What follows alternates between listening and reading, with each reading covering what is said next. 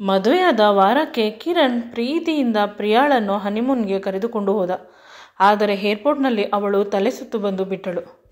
ಅಲ್ಲಿ ಇದ್ದ ಒಬ್ಬ ಡಾಕ್ಟರ್ ಅವಳನ್ನು ಪರೀಕ್ಷಿಸಿ ಅವಳು 4 ತಿಂಗಳ ಗರ್ಭಿಣಿ ಅನ್ನೋದನ್ನು ಕನ್ಫರ್ಮ್ ಮಾಡಿದರು. ಕಿರಣ್ಗೆ ಆಕಾಶ ತಲೆ ಮೇಲೆ ಬಿದ್ದಂತೆ ಹಾಗೆ ಕೆಳಗೆ ಕುಸಿದ. ಪ್ರಿಯಾ ಆತನ ಬಳಿ ಅವಳ ಹೊಟ್ಟೆಯಲ್ಲಿರುವ ಮಗುವಿನ ಅಪ್ಪ ಬಗ್ಗೆ ಹೇಳಿದಾಗ ಇವನು ಬೆಚ್ಚಿದ. ಏಕೆಂದರೆ ಅದು ಬೇರೆ ಯಾರೂ ಅಲ್ಲ, ಕಿರಣ್ನ ಸ್ವಂತ ಅಣ್ಣ ಆಗಿದ್ದ. ಅಷ್ಟೇ ಅಲ್ಲ, ಮುಂದೆ ಅವಳು ಹೇಳಿದ ಮಾತನ್ನು ಕೇಳಿ ಇವನ ಕೋಪ ಇನ್ನೂ ಜಾಸ್ತಿ ಆಯಿತು. ಮುಂದೆ ಕಿರಣ್ ಕೈಯಿಂದ ಆಗಬಾರದ್ದು ಆಗಿ ಹೋಯಿತು. ನನ್ನ ಹೆಸರು ಕಿರಣ್, ಒಂದು ಪ್ರತಿಷ್ಠಿತ ಕಂಪನಿಯಲ್ಲಿ ಸಾಫ್ಟ್ವೇರ್ ಇಂಜಿನಿಯರ್. ನಾನು ಚಿಕ್ಕಂದಿನಿಂದಲೂ ತುಂಬ ಅದೃಷ್ಟವಂತ. ನನ್ನ ಅಪ್ಪ ಅಮ್ಮ ನನ್ನನ್ನು ತುಂಬ ಪ್ರೀತಿಯಿಂದ ನೋಡಿಕೊಂಡಿದ್ದಾರೆ. ನನಗೆ ಒಬ್ಬ ಅಣ್ಣ, ಒಬ್ಬಳು ತಂಗಿ ಇದ್ದಾರೆ. ಅವನು ಒಂದು ಒಳ್ಳೆಯ ಕಾಲೇಜಿನಲ್ಲಿ ಲೆಕ್ಚರರ್ ಆಗಿದ್ದಾನೆ, ಕನ್ನಡ ಸಬ್ಜೆಕ್ಟ್ಗೆ. ಇದರಿಂದ ಮೊದಲಿನಿಂದಲೂ ಅಪ್ಪನಿಗೆ ಅವನೆಂದರೆ ಅಷ್ಟಕ್ಕಷ್ಟೇ. ಅವನಿಗೆ ಸರಿಯಾಗಿ ಇಂಗ್ಲೀಷ್ನಲ್ಲಿ ಮಾತನಾಡಲು ಬರುವುದಿಲ್ಲ. ಅವರು ನೋಡಲು ನನ್ನಷ್ಟು ಬೆಳ್ಳಗಿಲ್ಲ. ಅವನಿಗೆ ನನ್ನಷ್ಟು ಸ್ಟೇಜ್ ಮೇಲೆ ಕಾನ್ಫಿಡೆನ್ಸ್ ಇರುವುದಿಲ್ಲ ಅಂತ ಅಣ್ಣನನ್ನು ಬೈದು ಅವರು ತುಂಬ ಕೆಳಗೆ ಕೂರಿಸಿದ್ದಾರೆ. ಏನೇ ಆದರೂ ಅವನು ನನಗೆ ಸ್ವಂತ ಅಣ್ಣ. ಅವನನ್ನು ನಾನು ಎಂದೂ ಬಿಟ್ಟುಕೊಡುವುದಿಲ್ಲ.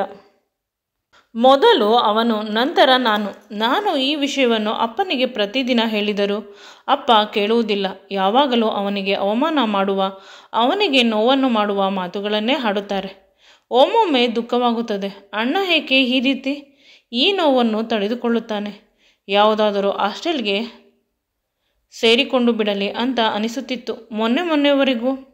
ಈಗ ಅನಿಸುತ್ತದೆ ಅವನು ತುಂಬ ಒಳ್ಳೆಯವನು, ಎಲ್ಲವನ್ನೂ ಏಕೆ ಅಡ್ಜಸ್ಟ್ ಮಾಡಿಕೊಂಡು ಹೋಗುತ್ತಿದ್ದಾನೆ ಅಂತ. ಅವನಿಗೆ ಬೈದಾಗಲೆಲ್ಲ ರೂಮಿನಲ್ಲಿ ಕುಳಿತುಕೊಂಡು ಅಮ್ಮ ಮತ್ತು ತಂಗಿ ಅಳುತ್ತಿದ್ದರು. ನನ್ನ ಎದೆ ಭಾರವಾಗುತ್ತಿತ್ತು ಅಣ್ಣನನ್ನು ಬೈದರೆ. ನಾನು ಮನೆ ಬಿಟ್ಟು ಹೋಗುತ್ತೇನೆ ಅಂತ ಇತ್ತೀಚೆಗೆ ಅಪ್ಪನನ್ನು ಬ್ಲ್ಯಾಕ್ ಮೇಲ್ ಮಾಡುತ್ತಿದ್ದೇನೆ. ನಾನು ಇರಬೇಕಾದಾಗ ಅಣ್ಣನನ್ನು ಬೈಯುವುದಿಲ್ಲ, ಅವರಿಗೆ ನೋವನ್ನು ಮಾಡುವುದಿಲ್ಲ. ಕೊನೆ ಪಕ್ಷ ಇಷ್ಟಾದರೂ ಬದಲಾವಣೆ ಆಗಿದೆ, ಅದಕ್ಕೆ ನೆಮ್ಮದಿ. ಇಂದು ಆಫೀಸ್ನಲ್ಲಿ ನಮ್ಮ ಬಾಸ್ನ ಮಗಳು ಬರುವುದರಲ್ಲಿ ಇದ್ದರು. ಅವರು ಅಮೆರಿಕದಲ್ಲಿ ವಿದ್ಯಾಭ್ಯಾಸ ಮುಗಿಸಿ ಈಗ ನಮ್ಮ ಕಂಪನಿಯನ್ನು ನೋಡಿಕೊಳ್ಳಲು ಬರುತ್ತಾರೆ. ಅದಕ್ಕಾಗಿ ಭಾರೀ ಸ್ವಾಗತ ನಡೆಯುತ್ತಿದೆ. ಏಕೆಂದರೆ ಬಾಸ್ಗೆ ಇರುವುದು ಒಬ್ಬಳೇ ಮಗಳು, ಅವಳ ಹೆಸರು ಇಶಾ ಅಂತ. ನೋಡಲು ತುಂಬ ಸುಂದರವಾಗಿದ್ದಾಳೆ, ತುಂಬ ಬ್ರಿಲಿಯಂಟ್, ತುಂಬ ಕೊಬ್ಬು ಅಂತ ಪ್ರತಿಯೊಬ್ಬರು ಹೇಳುತ್ತಿದ್ದರು. ಅವರಿಗೆ ಕೊಬ್ಬು ಅಂತ ಹೇಳಲು ಭಯವಾಗಿ ತುಂಬ ಆ್ಯಟಿಟ್ಯೂಡ್ ಅಂತ ಹೇಳುತ್ತಿದ್ದಾರೆ. ಏನಿದ್ದರೂ ನಾನು ನನ್ನ ಕೆಲಸ ಮಾಡಿಕೊಂಡು ಹೋದ ಮೇಲೆ ಅವಳ ಜೊತೆ ನನಗೇನು ಕೆಲಸ ಅಂತ ನಾನು ಸುಮ್ಮನಾಗಿದ್ದೆ. ಆದರೆ ಅಷ್ಟೊಂದು ಇಗ್ನೋರ್ ಮಾಡುವ ರೀತಿ ಇರಲಿಲ್ಲ. ಕಂಪನಿಯ ಮ್ಯಾನೇಜರ್ ನಾನು ಆಗಿರುವುದರಿಂದ ಪ್ರತಿಯೊಂದು ಕೆಲಸವನ್ನು ಅವಳಿಗೆ ಹೇಳೇ ಮಾಡಬೇಕು. ನಾನು ಪದೇ ಅವಳ ಬಗ್ಗೆ ಜಾಸ್ತಿ ಯೋಚನೆ ಮಾಡುತ್ತಿದ್ದೇನೆ. ಅವಳು ಬಂದಾಗ ನೋಡಿಕೊಂಡರೆ ಆಯಿತು, ಜಾಸ್ತಿ ಆದರೆ ಕಂಪನಿ ಚೇಂಜ್ ಮಾಡಿದರೆ ಆಯಿತು. ಇಲ್ಲಿ ಯಾರು ಯಾರಿಗೂ ಗುಲಾಮರಲ್ಲ. ಅದಕ್ಕಿಂತ ಹೆಚ್ಚಾಗಿ ನನ್ನದೇನು ಗೌರ್ಮೆಂಟ್ ಕೆಲಸವಲ್ಲ ಅಂತ ಸುಮ್ಮನಾದೆ. ನನಗಿಂತ ನನ್ನ ಸೀನಿಯರ್ಗಳು ತುಂಬ ಟೆನ್ಷನ್ನಲ್ಲಿ ಇದ್ದಾರೆ. ಇಶಾಳನ್ನು ನೋಡಿದ್ದಾರೆ, ಅವಳ ಜೊತೆ ಕೆಲಸ ಮಾಡಿದ್ದಾರೆ. ನಮ್ಮ ಬಾಸ್ ಕೂಡ ತುಂಬ ಟೆನ್ಷನ್ನಲ್ಲಿ ಇದ್ದಾರೆ. ಅವಳು ಬಂದೇ ಬಿಟ್ಟಳು. ಇವರೆಲ್ಲ ಹೇಳುತ್ತಿದ್ದ ದಂತದ ಗೊಂಬೆ ಅಂತ ಅಂದುಕೊಂಡೆ. ಅವಳು ಕಾರಿನಿಂದ ಕೆಳಗೆ ಕಾಲು ಹಾಕಿದ ನಂತರ ಅಲ್ಲಿ ಇದ್ದವರೆಲ್ಲ ಸೈಲೆಂಟ್ ಆಗಿ ಹೋದರು. ಅವಳನ್ನು ವೆಲ್ಕಮ್ ಮಾಡಲು ಕೂಡ ಹೆದರುತ್ತಿದ್ದರು. ನಾನು ಹೋಗಿ ಅವಳನ್ನು ವೆಲ್ಕಮ್ ಮಾಡಬೇಕಾಯಿತು. ಅವಳು ತುಂಬ ಸುಂದರವಾಗಿದ್ದಾಳೆ, ಫಿಲ್ಮ್ ಹೀರೋಯಿನ್ಗಳಿಗಿಂತ ಸುಂದರವಾಗಿದ್ದಾಳೆ. ಅವಳು ಈ ದೇಶದ ಹುಡುಗಿ ಅಲ್ಲ, ವಿದೇಶದವಳು ಅಂತ ಅನಿಸುತ್ತದೆ. ಅಷ್ಟೊಂದು ಸುಂದರವಾಗಿದ್ದಾಳೆ. ಅವಳ ಮೈಬಣ್ಣ, ಅವಳ ತುಟಿಗಳು, ನನಗೆ ಅವಳನ್ನು ವರ್ಣಿಸಲು ಸಾಧ್ಯವಾಗುತ್ತಿಲ್ಲ. ಅಷ್ಟೊಂದು ಸುಂದರವಾಗಿದ್ದಾಳೆ. ಆದರೆ ಮುಖದಲ್ಲಿ ಅವಳಿಗೆ ದುರಂಕಾರ ಇದೆ ಎನ್ನುವುದು ಎದ್ದು ಕಾಣುತ್ತಿದೆ. ಒಂದೇ ಒಂದು ಸ್ಮೈಲ್ ಇಲ್ಲ. ಸಂಸ್ಕಾರಕ್ಕೆ ನಾನು ಮುಖದ ತುಂಬ ಸ್ಮೈಲನ್ನು ಇಟ್ಟುಕೊಂಡಿದ್ದೇನೆ. ದಿನಗಳು ಕಳೆದಂತೆ ನನಗೆ ಅರ್ಥವಾಯಿತು, ಅವಳ ಜೊತೆ ಕೆಲಸ ಮಾಡುವುದು ಕಷ್ಟವಿಲ್ಲ. ಆದರೆ ಅವಳು ಏನಾದರೂ ಹೇಳಿದರೆ ಅದಕ್ಕೆ ಓಕೆ ಆಯಿತು ಅಂತ ಹೇಳಿದರೆ ಮುಗಿದು ಹೋಯಿತು. ಪ್ರತಿಯೊಂದಕ್ಕೂ ವಾದ ಮಾಡುತ್ತಾ ಕುಳಿತರೆ ಜೀವನದಲ್ಲಿ ಏನೂ ಸಾಧಿಸಲು ಸಾಧ್ಯವಿಲ್ಲ. ಇವಳನ್ನು ಪೆಟ್ ಮಾಡಿಕೊಂಡರೆ ಆಫೀಸ್ನಲ್ಲಿ ಪ್ರಮೋಷನ್ ಸಿಗುತ್ತದೆ, ಏಕೆಂದರೆ ಆಫೀಸ್ನಲ್ಲಿ ಇರುವ ಪ್ರತಿಯೊಬ್ಬರಿಗೂ ಅವಳನ್ನು ಕಂಡರೆ ಭಯ. ಇವಳಿಗೆ ಅವರನ್ನೆಲ್ಲ ಕಂಡರೆ ಕೋಪ, ಸರಿಯಾಗಿ ಕೆಲಸ ಮಾಡುವುದಿಲ್ಲ ಅಂತ, ಎಲ್ಲರೂ ಕಳ್ಳರು ಅಂತ. ಆದರೆ ನಾನು ತುಂಬ ಆನೆಸ್ಟ್, ಡಿಸಿಪ್ಲಿನಿಂದ ಇರುವುದರಿಂದ ನನ್ನ ಜೊತೆ ಸ್ವಲ್ಪ ಕನೆಕ್ಟ್ ಆಗುತ್ತಾಳೆ. ಆಫೀಸ್ನಲ್ಲಿ ಅಷ್ಟೊಂದು ಸಮಸ್ಯೆ ಇಲ್ಲ. ಇಂದು ಮನೆಗೆ ಬಂದೆ ತಕ್ಷಣ ನನ್ನ ಅತ್ತೆ ಬಂದು ನನ್ನನ್ನು ಗಟ್ಟಿಯಾಗಿ ತಬ್ಬಿಕೊಂಡರು. ಅಂದರೆ ನನ್ನ ಅಪ್ಪನ ತಂಗಿ ಸೋದರತ್ತೆ. ಮಾವ, ಅಪ್ಪ ಎಲ್ಲರೂ ಖುಷಿಯಿಂದ ಇದ್ದಾರೆ. ವಿಷಯ ಏನು ಅಂತ ಕೇಳಿದಾಗ ಅತ್ತೆ ಮಗಳು ಪ್ರಿಯಾಳನ್ನು ನನಗೆ ಕೊಟ್ಟು ಮದುವೆ ಮಾಡುವ ಬಗ್ಗೆ ಮಾತುಕತೆ ಆಗಿ ಹೋಗಿದೆ. ವಾರದಲ್ಲಿ ಇಲ್ಲೇ ಇರುವ ದೇವಸ್ಥಾನದಲ್ಲಿ ಮದುವೆ ಮಾಡುತ್ತಾರೆ. ಇಷ್ಟು ಬೇಗ ನಾನು ಪ್ರಿಪೇರ್ ಆಗಿಲ್ಲ ಮದುವೆಗೆ ಅಂದಿದ್ದಕ್ಕೆ, ಮದುವೆಯ ಬಟ್ಟೆ ಕೂಡ ನೀನು ಶಾಪಿಂಗ್ ಮಾಡಬೇಡ, ನಾವೆಲ್ಲ ಶಾಪಿಂಗ್ ಮಾಡುತ್ತೇವೆ ಅಂತ ಅಪ್ಪ ಹೇಳಿದರು. ನೀನು ಮಂಟಪದಲ್ಲಿ ಬಂದು ಕುಳಿತುಕೊಂಡು ಹುಡುಗಿಗೆ ತಾಳಿ ಕಟ್ಟು, ಅಷ್ಟು ಮಾಡಿದರೆ ಸಾಕು. ಪ್ರಿಯಾಳ ಎಕ್ಸಾಮ್ ಶುರುವಾಗುತ್ತದೆ ಮುಂದಿನ ತಿಂಗಳು ಅಂತ ಹೇಳಿದಾಗ ನನಗೆ ಶಾಕ್ ಆಯಿತು. ಪ್ರಿಯಾಳನ್ನು ನಾನು ಎಂದೂ ಕೂಡ ಆ ದೃಷ್ಟಿಯಿಂದ ನೋಡಿರಲಿಲ್ಲ. ನನಗೆ ಅರಗಿಸಿಕೊಳ್ಳಲು ಕೂಡ ಸಾಧ್ಯವಾಗುತ್ತಿಲ್ಲ. ನನ್ನ ಹುಡುಗಿ ನನ್ನ ರೀತಿ ಸಾಫ್ಟ್ವೇರ್ ಕೆಲಸದಲ್ಲಿ ಇರಬೇಕು ಅಂತ ಆಸೆ ಇತ್ತು. ಆದರೆ ನಾನು ನನ್ನ ಆಸೆಯನ್ನು ಹೇಳಿದಾಗ ಅಲ್ಲಿ ಇರುವವರೆಲ್ಲ ನಕ್ಕಿದರು. ನೀನು ಸಾಫ್ಟ್ವೇರ್ ಆದರೆ ಅವಳು ಸಾಫ್ಟ್ವೇರ್ ಆಗುತ್ತಾಳೆ ಅಂತ ಆಸೆ ಇಟ್ಟುಕೊಂಡಿದ್ದ ಹಳಿಮಯ್ಯ, ಅವಳು ಮನೆಯಲ್ಲಿ ಅಡಿಗೆ ಮಾಡಿಕೊಂಡು ಹೋದರೆ ಸಾಕು, ನಿನ್ನನ್ನು ಮತ್ತು ನಿನ್ನ ಮಕ್ಕಳನ್ನು ಯಾರು ನೋಡಿಕೊಳ್ಳುತ್ತಾರೆ ಅಂತ ಅಪ್ಪ ಮತ್ತು ಮಾವ ಹೇಳಿದಾಗ ನಾನು ಏನನ್ನೋ ಹೇಳಲು ಬಾಯಿ ತೆಗೆದೆ. ಆಗ ಅಮ್ಮ ನನ್ನ ಕೈಯನ್ನು ಹಿಡಿದುಕೊಂಡು ರೂಮಿಗೆ ಕರೆದುಕೊಂಡು ಹೋಗಿ ರೂಮಿನ ಬಾಗಿಲನ್ನು ಗಟ್ಟಿಯಾಗಿ ಹಾಕಿ ಕೋಪದಿಂದ ಹೇಳಿದಳು, ನೀನು ಏನು ಹೇಳಿದರು? ಯಾವುದೇ ಕಾರಣಕ್ಕೂ ಅವರು ಪ್ರಿಯಾಳನ್ನು ನಿನ್ನ ಜೊತೆ ಮದುವೆ ಮಾಡೇ ತೀರುತ್ತಾರೆ. ನೀನು ಮದುವೆಗೆ ಒಪ್ಪಿಕೊಂಡು ಬಿಡು. ನಿನ್ನ ಅತ್ತೆ ಬಂದಿದ್ದಾಳೆ ಆಸ್ತಿಯಲ್ಲಿ ಪಾಲು ಬೇಕು ಅಂತ. ಮಗಳನ್ನು ಮಾಡಿಕೊಂಡರೆ ಮದುವೆ ಪಾಲು ಕೇಳುವುದಿಲ್ಲ, ಇಲ್ಲವಾದರೆ ಸಮಪಾಲು ಬೇಕು ಅಂತ. ಅದಕ್ಕೆ ನಿನ್ನ ಅಪ್ಪ ಅಂತ. ಮತ್ತೇನು ಮಾತನಾಡದೆ ಅಮ್ಮ ಅಲ್ಲಿಂದ ಹೊರಟು ಹೋದಳು. ವಿಷಯ ಅರ್ಥವಾಯಿತು. ಪ್ರಿಯಾಳನ್ನು ಗಮನಿಸಿದಾಗ ಅವಳು ತುಂಬ ಸೈಲೆಂಟ್ ಆದ ಹುಡುಗಿ. ಅತ್ತೆ ರೀತಿ ಘಾಟಿಯಲ್ಲ. ಈಗ ಡಿಗ್ರಿ ಓದುತ್ತಿದ್ದಾಳೆ. ಕೆಲಸವಾಯಿತು, ಅವಳಾಯಿತು. ಅವಳು ಜೋರಾಗಿ ಮಾತನಾಡಿದ್ದು ಕೂಡ ನಾನು ನೋಡಿಲ್ಲ. ನಾನು ಯಾವಾಗಲೂ ಅಪ್ಪನ ಪ್ರೀತಿಯ ಮಗ. ಅಪ್ಪನಿಗೆ ಅವಮಾನ ಮಾಡಬಾರದು. ಅಪ್ಪ ಈ ಮದುವೆಗೆ ಇಷ್ಟಪಟ್ಟಿದ್ದರೆ ಹಾಗೆ ಬಿಡೋಣ, ನನಗೂ ಕೈತುಂಬ ಸಂಬಳ ಬರುತ್ತದೆ. ಪ್ರಿಯಾಳನ್ನು ಪ್ರೀತಿಸಲು ಆರಂಭಿಸಿದೆ ಆ ಕ್ಷಣದಿಂದ.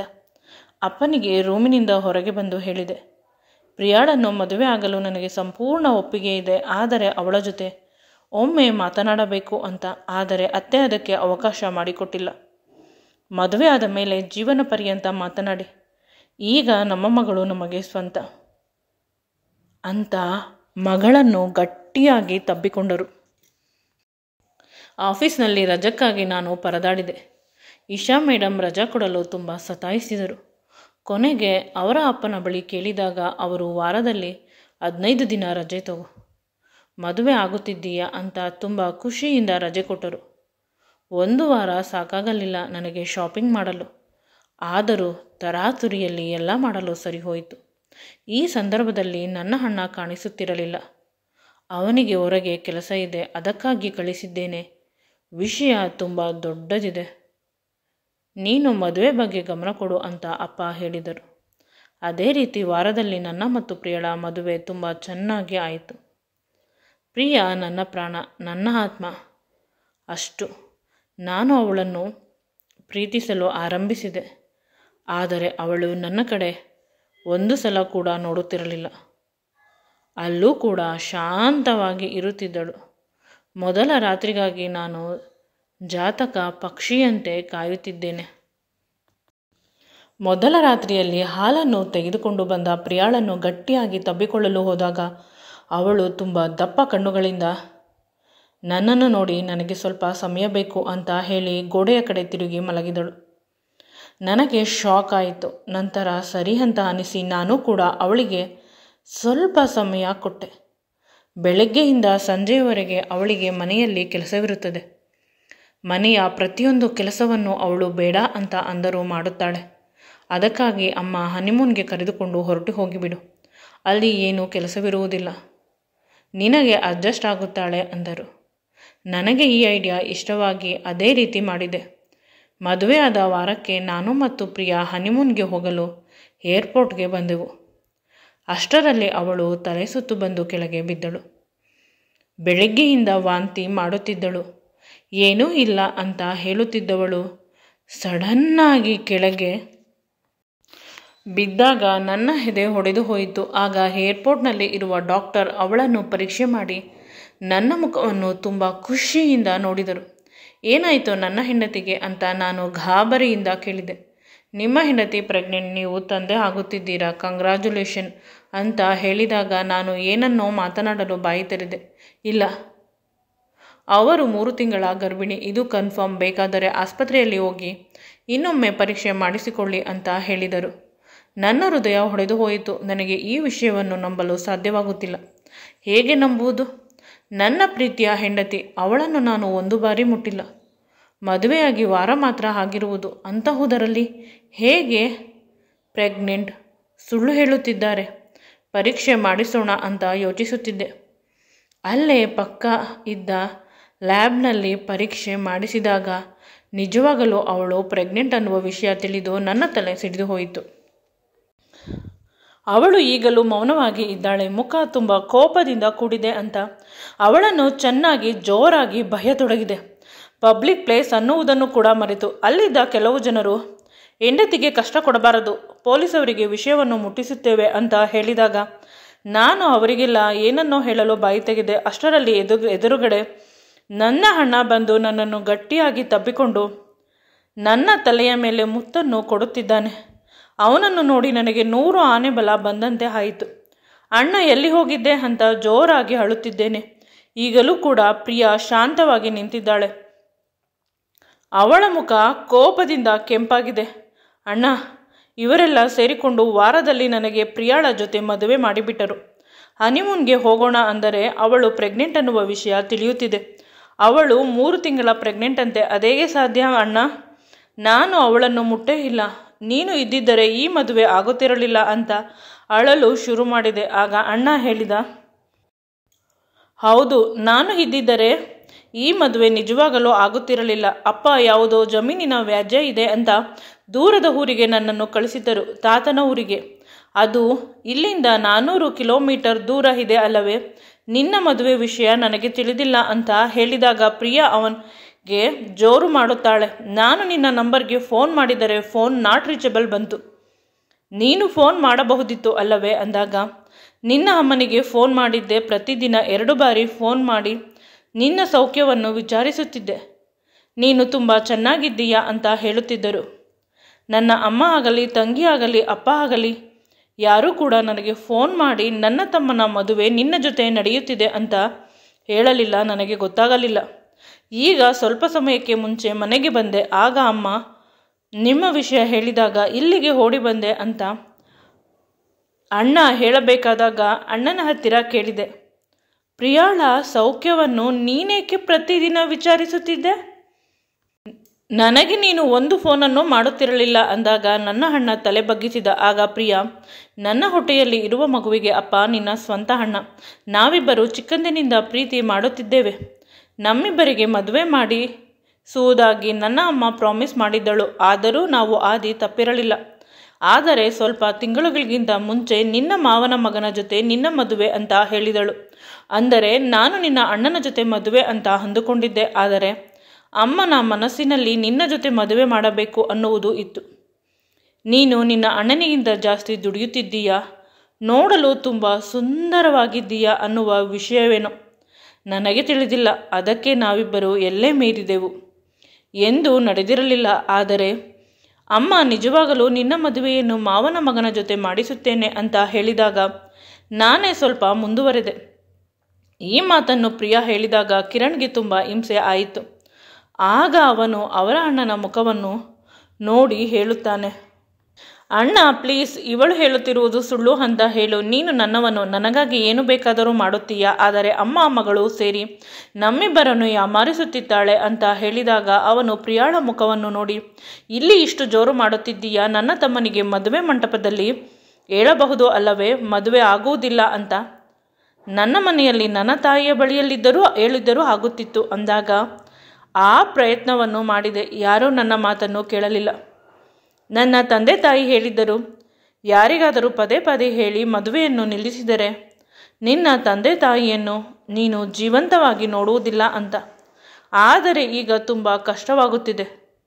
ಅಪ್ಪ ಅಮ್ಮ ಎಷ್ಟು ಹೆದರಿಸಿದರೂ ಕೂಡ ನಾನು ಮದುವೆ ನಿಲ್ಲಿಸಿಬಿಟ್ಟಿದ್ದರೆ ಇಂದು ನಾನು ನೆಮ್ಮದಿಯಾಗಿ ಇರುತ್ತಿದ್ದೆ.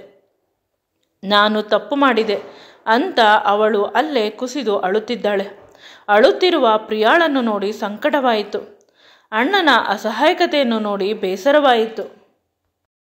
ಅಣ್ಣ, ನಿಜವಾಗಲೂ ನೀನು ಪ್ರಿಯಾಳನ್ನು ಕಾಪಾಡಲು ನಿನ್ನ ಮೇಲೆ ಅಪವಾದ ಹೊರಿಸಿಕೊಳ್ಳುತ್ತಿದ್ದೀಯ. ನಾನು ಚಿಕ್ಕಂದಿನಿಂದ ನಿನ್ನನ್ನು ನೋಡಿದ್ದೇನೆ. ನೀನು ಆ ರೀತಿ ತಪ್ಪನ್ನು ಮಾಡಲು ಸಾಧ್ಯವೇ ಇಲ್ಲ. ಈ ಪ್ರಿಯಾಳ ಮೇಲೆ ನನಗೆ ನಂಬಿಕೆ ಇಲ್ಲ ಅಂತ ಅವನು ಜೋರಾಗಿ ಕಿರುಚಿದಾಗ ಪ್ರಿಯಾ ತನ್ನ ಫೋನಿನಲ್ಲಿ ಇದ್ದ ಅವಳ ಮತ್ತು ಅವರ ಅಣ್ಣನ ಫೋಟೋಗಳನ್ನು ತೋರಿಸಲು ಶುರು ಮಾಡಿದಳು. ಕೆಲವು ಫೋಟೋಗಳನ್ನು ಇವನಿಗೆ ನೋಡಲು ಸಾಧ್ಯವಾಗಿಲ್ಲ. ಇಬ್ಬರು ಒಬ್ಬರಿಗೊಬ್ಬರು ಮುತ್ತುಗಳನ್ನು ಕೊಟ್ಟಿಕೊಂಡು ತಬ್ಬಿಕೊಂಡು ಈ ರೀತಿ ಇತ್ತು. ಅಷ್ಟರಲ್ಲಿ ಕಿರಣ್ ಅಪ್ಪ ಬಂದು ಕಿರಣ್ ಕೈಕಾಲು ಹಿಡಿದುಕೊಳ್ಳುತ್ತಿದ್ದಾರೆ. ವಿಷಯ ಹೀಗೆ ತಿಳಿಯಿತು. ನಿಮ್ಮ ಅತ್ತೆ ಹೇಳಿದಳು, ನನ್ನ ತಪ್ಪಿನಿಂದ ಇಂದು ನಿನ್ನ ಬದುಕು ಹಾಳಾಯಿತು ಅಂತ. ಕಿರಣ್ ಬಳಿ ಕ್ಷಮೆ ಕೇಳುತ್ತಿದ್ದಾರೆ. ಕಿರಣ್, ದಯವಿಟ್ಟು ಅಪ್ಪ ನನ್ನನ್ನು ಕ್ಷಮಿಸು. ನೀನು ಹೇಳಿದ ಮಾತನ್ನು ಕೇಳಿ ಬದುಕನ್ನು ಹಾಳು ಮಾಡಿಕೊಂಡೆ. ಈಗ ಯಾವುದೇ ಕಾರಣಕ್ಕೂ ಪ್ರಿಯಾಳ ಜೊತೆ ಬದುಕುವುದಿಲ್ಲ ಅಂದಾಗ ಅವರ ಅಪ್ಪ ಕೂಡ ಅದೇ ಹೇಳಿದ. ಅಷ್ಟರಲ್ಲಿ ಕಿರಣ್ ಅಪ್ಪ, ನಾನು ಕೂಡ ಅದೇ ಮಾತನ್ನು ಹೇಳಲು ಬಂದೆ. ಮಗು, ನಿಮ್ಮ ಅತ್ತೆ ಹೇಳುತ್ತಿದ್ದಳು ಪ್ರಿಯಾ ನಿನ್ನ ಅಣ್ಣನ ಮಗುವಿಗೆ ತಾಯಿ ಆಗುತ್ತಿದ್ದಾಳೆ ಅಂತ. ವಿಷಯ ಇಷ್ಟೊಂದು ಮುಂದುವರಿದಿದೆ ಅಂತ ನನಗೆ ಗೊತ್ತಿರಲಿಲ್ಲ. ನಾನು ಅಂದುಕೊಂಡಿದ್ದೆ ಕೇವಲ ನಿನ್ನ ಅಣ್ಣನನ್ನು ಇಷ್ಟಪಟ್ಟಿದ್ದಾಳೆ. ನಿನ್ನ ಅಣ್ಣನಲ್ಲಿ ಇಷ್ಟಪಡುವುದು ಏನಿದೆ? ನೀನು ನೋಡಲು ಸುಂದರವಾಗಿದ್ದೀಯ, ಒಳ್ಳೆಯ ಕೆಲಸದಲ್ಲಿ ಇದ್ದೀಯ, ನನ್ನ ತಂಗಿಯ ಮಗಳು ಅಲ್ಲವೇ ಅಂತ ಅಂದುಕೊಂಡೆ. ವಿಷಯ ಇಷ್ಟೊಂದು ಮುಂದುವರಿದಿರುವುದು ನನಗೂ ಗೊತ್ತಿಲ್ಲ ಅಂತ ಅವರ ಅಪ್ಪ ಮುಖವನ್ನು ಮುಚ್ಚಿಕೊಂಡು ಅಳುತ್ತಿದ್ದಾನೆ. ಕಿರಣ್ ಪ್ರಿಯಾಳ ಕೈಯನ್ನು ಹಿಡಿದುಕೊಂಡು ಅವರ ಅಣ್ಣನ ಕೈ ಮೇಲೆ ಪ್ರಿಯಾಳ ಕೈಯನ್ನು ಹೇರಿಸಿದ. ಅಣ್ಣ, ಇವಳು ನಿನ್ನ ಹೆಂಡತಿ, ನಿನ್ನ ಜವಾಬ್ದಾರಿ. ನೀವಿಬ್ಬರು ಗಂಡ ಹೆಂಡತಿ. ನಿಜವಾಗಲು ನೀವಿಬ್ಬರು ಜೊತೆಯಲ್ಲಿ ಇರಿ, ಮದುವೆ ಆಗಿ. ನಮ್ಮಿಬ್ಬರ ಮದುವೆ ಒಂದು ನಾಟಕ ಅಂತ ಹೇಳಿ ಪ್ರಿಯಾಳ ಕುತ್ತಿಗೆಯಲ್ಲಿ ಇದ್ದ ಕಿರಣ್ ಕಟ್ಟಿದ್ದ ತಾಳಿಯನ್ನು ತೆಗೆದು ತನ್ನ ಕೈಯಲ್ಲಿ ಹಿಡಿದುಕೊಂಡು ಅಲ್ಲಿಂದ ಹೊರನಡೆದ. ಎಲ್ಲಿಗೆ ಹೋಗುತ್ತಿದ್ದೇನೆ ಅಂತ ಅವನಿಗೆ ತಿಳಿದಿಲ್ಲ. ಕಿರಣ್ ರೋಡಿನಲ್ಲಿ ಸಾಗುತ್ತಾ ಸಾಗುತ್ತಾ ಅಲ್ಲೇ ಇದ್ದ ಒಂದು ಪಾರ್ಕಿನಲ್ಲಿ ಬಂದು ಕುಳಿತ. ಅವನಿಗೆ ಸುಸ್ತಾಗುತ್ತಿದೆ, ಕಾಲು ನೋವುತ್ತಿದೆ, ತಿಳಿಯುತ್ತಿಲ್ಲ. ಆದರೆ ಮನಸ್ಸಿನ ನೋವು ಜಾಸ್ತಿ ಇರುವುದರಿಂದ ಕಾಲಿನ ನೋವು ಅಷ್ಟೊಂದು ತಿಳಿಯುತ್ತಿಲ್ಲ. ಪ್ರಿಯಾಳನ್ನು ಬಲವಂತವಾಗಿ ಇವನು ಇಷ್ಟಪಡಲು ಪ್ರಯತ್ನಿಸಿದ. ಹೇಗಿದ್ದರೂ ಮದುವೆ ಆಗುತ್ತೇನೆ, ನನ್ನ ಹೆಂಡತಿ ಆಗುವವಳು ಸುಂದರವಾಗಿದ್ದಾಳೆ ಅಂತ ಅಷ್ಟೇ ಹೊರತು ಅವಳ ಮೇಲೆ ಅವನಿಗೆ ಮೊದಲಿನಿಂದಲೂ ಆಸೆಯಾಗಲಿ ಪ್ರೇಮವಾಗಲಿ ಇರಲಿಲ್ಲ. ಒಂದೆರಡು ದಿನದಲ್ಲಿ ಇದನ್ನೆಲ್ಲ ನಾನು ಮರೆತು ಬಿಡಬಹುದು ಅಂತ ಅವನು ಅಂದುಕೊಂಡ. ಆದರೂ ಒಂದೇ ಮನೆಯಲ್ಲಿ ಹೇಗೆ ಇರುವುದು? ನನಗೆ ಹೇಗಿದ್ದರೂ ಕಂಪನಿಯಿಂದ ಅಪಾರ್ಟ್ಮೆಂಟ್ ಕೊಟ್ಟಿದ್ದಾರೆ, ನಾನು ಅಲ್ಲೇ ಹೋಗಿ ಇರುತ್ತೇನೆ ಅಂತ ಅವರ ಅಣ್ಣನಿಗೆ ಮೆಸೇಜ್ ಮಾಡಿದ್ದ. ಅಣ್ಣ, ಸ್ವಲ್ಪ ದಿನ ನಾನು ಮನೆಗೆ ಬರುವುದಿಲ್ಲ. ಎಲ್ಲರನ್ನೂ ಫೇಸ್ ಮಾಡುವುದು ಕಷ್ಟ. ನಾನು ಆರಾಮವಾಗಿ ಕಂಪನಿಯವರು ಕೊಟ್ಟಿರುವ ಫ್ಲ್ಯಾಟ್ನಲ್ಲಿ ಇರುತ್ತೇನೆ. ನಿನಗಾಗಿ ನಾನು ತುಂಬ ಖುಷಿಯಿಂದ ಇದ್ದೇನೆ. ನೀನು ಸುಖವಾಗಿರೋ ಅಂತ ಅವನು ಅವರ ಅಣ್ಣನಿಗೆ ಮೆಸೇಜ್ ಮಾಡಿದ. ನಂತರ ಇವನು ತನ್ನ ಫೋನನ್ನು ಸ್ವಿಚ್ ಆಫ್ ಮಾಡಿ ಅವನ ಕಂಪನಿಯ ಫ್ಲ್ಯಾಟ್ಗೆ ಹೋದ. ಬಾಗಿಲನ್ನು ಹಾಕಿದವನು ಚೆನ್ನಾಗಿ ನಿದ್ರೆ ಮಾಡಲು ಶುರು ಮಾಡಿದ. ಅವನಿಗೆ ಆ ನೋವುಗಳಿಂದ ತುಂಬ ದುಃಖ ಆಗಿತ್ತು. ಅದರಿಂದ ದೂರ ಹೋಗಲು ನಿದ್ರೆ ಮಾಡಬೇಕಿತ್ತು, ಮರೆಯಲು. ಬೆಳಗಾಯಿತು. ಯಾರೋ ಪದೇ ಪದೇ ಕಾಲಿಂಗ್ ಬೆಲ್ಲನ್ನು ಹೊತ್ತುತ್ತಿದ್ದಾರೆ. ತುಂಬ ಸಮಯ ಇವನು ತೆಗೆಯಲಿಲ್ಲ. ಪಕ್ಕದ ಮನೆಯದು ಇರಬಹುದು ಅಂತ ಅಂದುಕೊಂಡ. ನನ್ನ ಮನೆಗೆ ಯಾರು ಬರುತ್ತಾರೆ ಅಂತ 10 ನಿಮಿಷ ಕಾಲಿಂಗ್ ಬೆಲ್ ಶಬ್ದವನ್ನು ಕೇಳಿದ ಮೇಲೆ ನನ್ನ ಮನೆಗೆ ಯಾರೋ ಬರುತ್ತಿದ್ದಾರೆ ಅಂತ ಬಂದು ಬಾಗಿಲನ್ನು ತೆಗೆದ. ಅಲ್ಲಿ ಇಶಾ ಮೇಡಮ್ ಇದ್ದರು. ಅವರನ್ನು ನೋಡಿ ಇವನಿಗೆ ಕಸಿವಿಸಿ ಆಯಿತು. ತನ್ನ ಕೂದಲನ್ನು ಶರ್ಟನ್ನು ಸರಿ ಮಾಡಿಕೊಳ್ಳುತ್ತಿದ್ದಾನೆ. ಮೇಡಮ್, ಒಂದೇ ಒಂದು ಕಾಲ್ ಮಾಡಿದ್ದರೆ ನಾನೇ ಬರುತ್ತಿದ್ದೆ ಅಂದಾಗ ಫೋನನ್ನು ಸ್ವಿಚ್ ಆಫ್ ಮಾಡಿಕೊಂಡು ವನವಾಸಕ್ಕೆ ಬಂದರೆ? ಸೆಕ್ಯೂರಿಟಿ ನನಗೆ ಫೋನ್ ಮಾಡಿ ಹೇಳಿದ ನೀವು ಇಲ್ಲಿ ಬಂದಿದ್ದೀರಿ ಅಂತ. ನನಗೆ ಇಂಪಾರ್ಟೆಂಟ್ ಕೆಲಸ ಇತ್ತು ಅಂತ ಹೇಳಿ ಇಶಾ ಒಳಗೆ ಬಂದಳು. ಮೇಡಮ್, ಏನು ಬೇಕಾಗಿತ್ತು ಅಂತ ಅವನು ಕೂಡ ಅವಳ ಹಿಂದೆ ಬಂದ. ನನಗೆ ತುಂಬ ಇಂಪಾರ್ಟೆಂಟ್ ಆಗಿರುವುದು ಬೇಕಿತ್ತು. ಅದು ನಿಮ್ಮ ಕೈಯಲ್ಲಿ ಮಾತ್ರ ಕೊಡಲು ಸಾಧ್ಯ. ಮೇಡಮ್, ಪ್ರಾಜೆಕ್ಟ್ ಬಗ್ಗೆ ಮಾತನಾಡುತ್ತಿದ್ದೀರಾ? ಅದು ಅಂತ ಏನೋ ಹೇಳಲು ಹೋದಾಗ ಅವಳು ಅವನ ತುಟಿಗಳಿಗೆ ಮುತ್ತನ್ನು ಕೊಡಲು ಆರಂಭಿಸಿದಳು. ತನ್ನ ಎರಡೂ ಕೈಗಳನ್ನು ಅವನ ಕತ್ತಿಗೆ ಮಾಲೆಯಾಗಿ ಸರಿಯಾಗಿ ಹಿಡಿದುಕೊಂಡು ಅವನ ತುಟಿಯ ರಸವನ್ನು ಹೀರುತ್ತಿದ್ದಾಳೆ. ಕಿರಣ್ಗೆ ಏನಾಗುತ್ತಿದೆ? ಅದು ಹೇಗೆ ಸಾಧ್ಯ? ಮೇಡಮ್ ಏಕೆ ಹೀಗೆ ಮಾಡಿದ್ದಾರೆ? ಏನಾದರೂ ಕುಡಿದಿದ್ದೀರಾ ಅಂತ ಅವನು ತನ್ನ ಶಕ್ತಿಯನ್ನು ಸಂಪೂರ್ಣವಾಗಿ ಉಪಯೋಗಿಸಿ ಅವಳನ್ನು ದೂರ ತಳ್ಳಿದ. ಅವಳು ನಗುತ್ತಾ ಪುನಃ ಬಂದು ಅವನನ್ನು ಗಟ್ಟಿಯಾಗಿ ತಬ್ಬಿಕೊಳ್ಳಲು ನಂತರ ಮೆದು ಧ್ವನಿಯಲ್ಲಿ ಹೇಳುತ್ತಾಳೆ, ಐ ಲವ್ ಯು.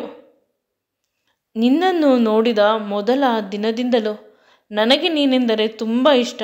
ಅದಕ್ಕೆ ಪ್ರತಿ ಕೆಲಸದಲ್ಲೂ ನೀನು ಇನ್ವಾಲ್ವ್ ಆಗುವಂತೆ ಮಾಡುತ್ತಿದ್ದೆ. ನನ್ನ ಜೊತೆ ಇರಲಿ ಅಂತ ಏನೋ ಹೇಳಲು ಹೋದ. ನಿನ್ನ ಅಣ್ಣ ಎಲ್ಲ ವಿಷಯವನ್ನು ನನಗೆ ಫೋನ್ ಮಾಡಿ ತಿಳಿಸಿದರು. ದೇವರು ಒಳ್ಳೆಯದನ್ನೇ ಮಾಡುತ್ತಾನೆ. ನಾನು ಇಷ್ಟು ದಿನ ದೇವರನ್ನು ನಂಬುತ್ತಿರಲಿಲ್ಲ. ನಿನ್ನ ಮದುವೆ ಮುರಿದ ಮೇಲೆ ನಾನು ದೇವರನ್ನು ನಂಬುತ್ತೇನೆ. ದೇವರು ನಿನ್ನನ್ನು ನನಗಾಗಿ ಸೃಷ್ಟಿ ಮಾಡಿರುವುದು. ಪ್ಲೀಸ್, ನೀನು ನನ್ನನ್ನು ಪ್ರೀತಿಸು. ನಿನಗಾಗಿ ನಾನು ನನ್ನ ಜಂಬವನ್ನು ಬಿಡುತ್ತೇನೆ. ನಾನು ಸಾಫ್ಟ್ ಆಗುತ್ತೇನೆ, ಹುಡುಗಿಯರ ರೀತಿ.